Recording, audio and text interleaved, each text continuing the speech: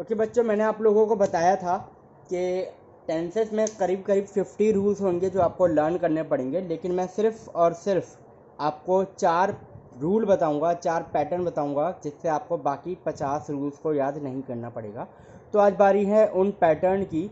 तो देखिए, पैटर्न क्या होता है? पैटर्न का मतलब होता है एक तरीका, यानी कि हम ये समझते हैं कि रूल किस तरीके से बन रहे हैं। अब क्योंकि अभी तक हम प्रेजेंट इंडेफिनिट और प्रेजेंट कॉन्टीन्यूअस टेंस पढ़ चुके हैं, तो हम ये आसानी से समझ सकते हैं कि जो हमारे पास रूल्स आ रहे हैं वो किस फॉर्म में आ रहे हैं।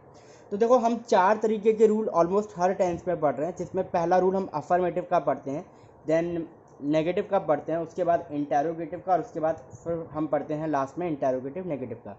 तो अगर मैं आपको इन रूल्स की बात करूँ तो चाहे टेंस कोई सा भी हो, ये 4 रूल हमें हर जगह पढ़ने पड़ रहे हैं। तो मैं सिर्फ इन्हीं 4 रूल के बेसिस पे पैटर्न बनाता हूँ। तो देखो, पहला जो रूल मेरा बनता है वो अफर्मेटिव का बनता है।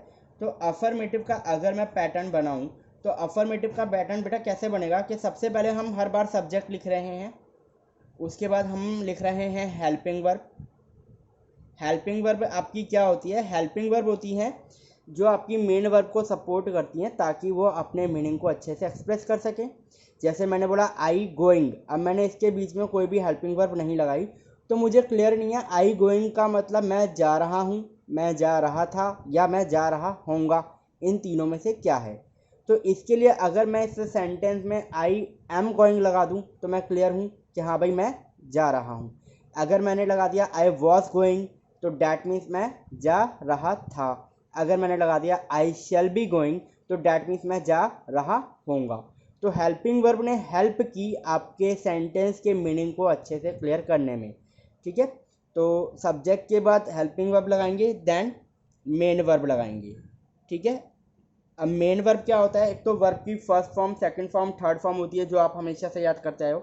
इसके अलावा वर्ब की फोर्थ फॉर्म होती है, जिसको हम बोलते हैं वर्ब की फर्स्ट फॉर्म में एस ई एस, जो कि हमने प्रेजेंट इंडेफिनिट में पढ़ा था। तो यानी कि वर्ब की फोर्थ फॉर्म कौन सी हो गई? वर्ब की फर्स्ट फॉर्म में एस या ई एस, इसको हम बोलते हैं वर्ब की फर्स्ट फोर्थ फॉर्म। जैसे आप प्लेज लगाते हो, गोज लगाते हो, राइट्स लगाते हो, मेक्स लगाते हो, ये सब वर्ब की फोर्थ फॉर्म होती है। एंड फिफ्थ फॉर्म हो जाएगी वर्ब की फर्स्ट फॉर्म में आई एन जी, यानी कि गोइंग, प्लेइंग, मेकिंग, ये सब क्या हो गई? फिफ्थ फॉर्म हो गई। तो इन पांचों फॉर्म को हम मेन वर्ब में इंक्लूड करेंगे, और लास्ट में हमारे पास आ जाता है object.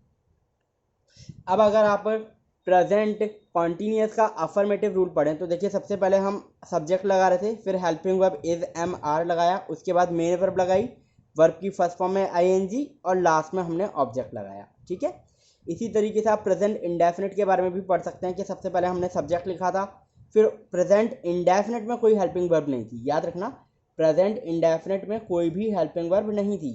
Helping verb I present indefinite के नेगेटिव केस में।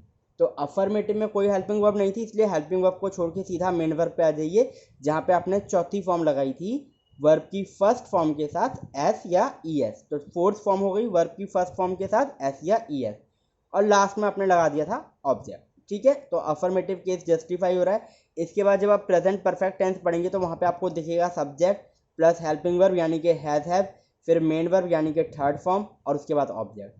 तो बेटा, अफर्मेटिव का आप चाहे कोई सा भी टेंस उठा लो, सबका फॉर्मेट सेम रहेगा। अब आपको इसमें सब्जेक्ट और ऑब्जेक्ट में कुछ नहीं करना, आपको सिर्फ हेल्पिंग वर्ब और मेन वर्ब के बारे में पता करना होगा कि भाई आप हमें हेल्पिंग वर्ब और मेन वर्ब बता दो सर, बाकी तो हम पूरा अफर्मेटिव का रूल अपने आप तैयार कर लेंगे, है ना। अब यही आप लोगों के संग होगा। आगे चल के मैं आपको ये भी बताऊंगा कि मेन वर्ब भी फिक्स होती हैं, तो आपको सिर्फ और सिर्फ हेल्पिंग वर्ब याद करनी है कि कौन से टेंस में कौन सी हेल्पिंग वर्ब होती है। और फिर थोड़ा सा आगे चलने के बाद मैं आपको ये भी बताऊंगा कि हेल्पिंग वर्ब किस तरीके से आपको पता लगानी है। तो आपके लिए जो टेंस होगा वो काफ़ी बड़ा सिलेबस नहीं रहेगा, वो बहुत छोटा सा सिलेबस बन जाएगा। तो फिलहाल हम नेगेटिव के इस पैटर्न की बात करते हैं कि जब हम नेगेटिव का पैटर्न बताएंगे, तो नेगेटिव में देखो हमें क्या करना होता है? हेल्पिंग वर्ब के बाद नॉट लगाना होता है। तो यानी कि सब्जेक्ट प्लस, थोड़ा शॉर्ट फॉर्म में लिख रहा हूँ, H V for helping verb, उसके बाद not, then main verb, then object. अब देखिए, प्रेजेंट इंडेफिनिट का अगर नेगेटिव रूल आप निकालेंगे, तो सबसे पहले हम सब्जेक्ट लगाते हैं, फिर डू डज लगाते हैं, उसके बाद नॉट लगाते हैं, फिर वर्ब की फर्स्ट फॉर्म, और उसके बाद ऑब्जेक्ट। प्रेजेंट कॉन्टीन्यूअस का नेगेटिव फॉर्म देखिए, subject plus is am are plus not plus verb की first form plus object. Sorry, verb की फर्स्ट फॉर्म में आईएनजी प्लस ऑब्जेक्ट। इसी तरीके से प्रेजेंट परफेक्ट का आप नेगेटिव फॉर्म देखेंगे तो subject plus have plus not plus verb की थर्ड फॉर्म प्लस ऑब्जेक्ट। अब हम अपने तीसरे पैटर्न पे आते हैं जिसको हम बोलते हैं इंटेरोगेटिव। तो बेटा इंटेरोगेटिव में क्या होता है, सबसे पहले हम WH फैमिली लगाएंगे, हर बार यही करते आ रहे हैं। फिर हेल्पिंग वर्ब लगाएंगे, ये मैंने शॉर्ट फॉर्म लिख दिया हेल्पिंग वर्ब की HV करके। उसके बाद हमारा सब्जेक्ट आएगा, देन मेन वर्ब की शॉर्ट फॉर्म MV आ जाएगी, ऑब्जेक्ट आ जाएगा और लास्ट में आ जाएगा क्वेश्चन मार्क।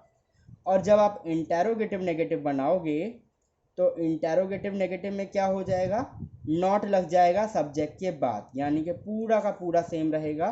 तो WH फैमिली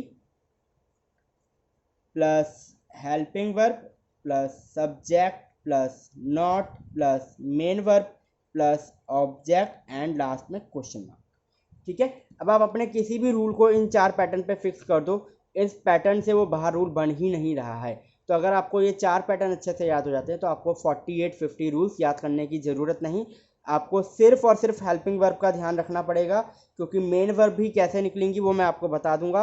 और हेल्पिंग वर्ब में भी आपस में काफ़ी जुड़ाव होता है, सब एक दूसरे से लिंक होती है, तो ये भी मैं आप लोगों को बता दूंगा। तो हेल्पिंग वर्ब में भी आप लोगों को बहुत ज़्यादा मुश्किलें नहीं आएंगी। ठीक है, तो फिलहाल के लिए इन पैटर्न को आप समझ लीजिए, लिख लीजिए और याद कर लीजिए। केवल चार पैटर्न और आपका टेंस ख़त्म।